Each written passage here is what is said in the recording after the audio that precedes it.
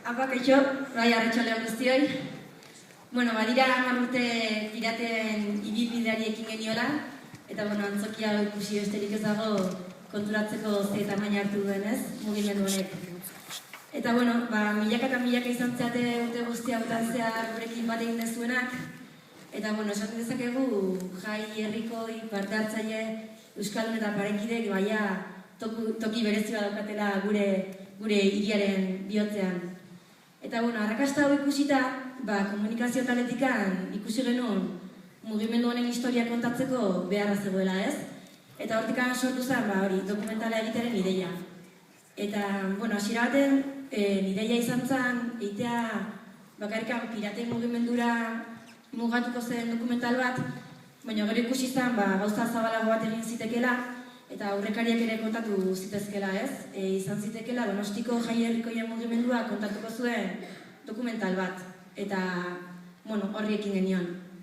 Eta badu ere beste helburu bat gaur ikusiko dugun dokumental hau honek, eta da ere bai jai herrikoien mugimenduan dabiltzan lagun guzti horientzat gure esperientzia kontatzeko modu bat, ez? Eta gian bereintzat ere baliagarria izan daitekela gure esperientzia hau. Bai Euskal Herriko jendearentzat eta bai kanpokoentzat. Eta beste behin ere ez dugu itxaron edabide handiek gure historia kontatzeko, eta gu izan gara gure historia hau kontatu nahi izan duguna. Eta hori da gaur hemen ikusiko duguna.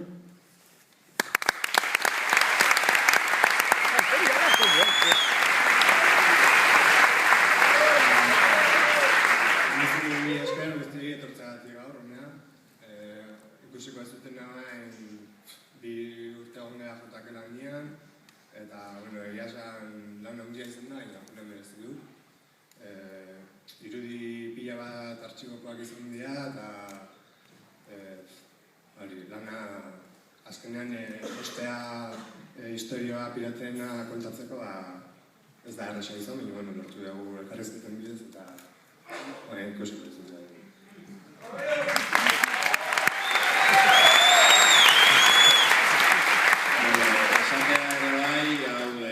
Ereduen arabera indala, auzolanean eta autogestioaz, berriz ere frogatu dugu Donostin posiblea dela, nahi dugun eikia eta eskerrik asko, tortzagatik.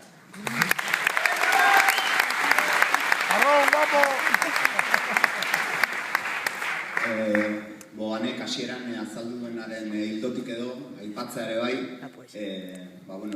dokumentalan ikusiko duzue, orain dela 10 urte, mugimendu guztia sortzen da galdera oso zehatz bat egitekan, galdera hori da, benetan zeharraio bertatzen egote zitzaigun hiri honetan, genukan haste nagusia eduki genezan, eta esan bezala mugida guzti hau edo, galdera horretatik sortzen da, eta lehenengo gauzetarikoa egiten duguna da, pixkat errepaso bat egin, gura horretikan egon diren esperientzia herritar desberdinei, ez? Hanek esan du, azkenean proiektua bera, 10. urte urrenari begirako proiektua zena, azkenean zabaltasune handiagoa hartu du eta aprobetxatu dugu hainbat esperientzia, horretik egondako hainbat esperientziare kontatzeko. Dena den, aipatzea, dokumental hau ez dela historia errepaso bat, bai, orduan 80. hamarkadako hainbat kontu nahiko gainetikan pasatzen dira, izan daitezken bezala Donostiako kuadrien ekimenak, edo 80.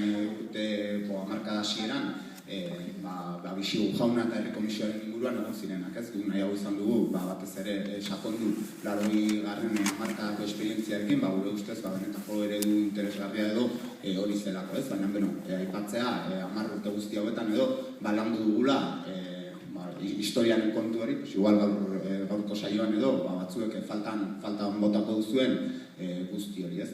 Bestetikan hori, eta konturatuko zineten, kamisetan jaekin atera gera, helburu argia du, zen keinu bat egitearena, aurreko astean, askegunean ibili diren gazte guzti horiei, eta batez ere, espetxeratuak izan diren, 10 lagunei, ez?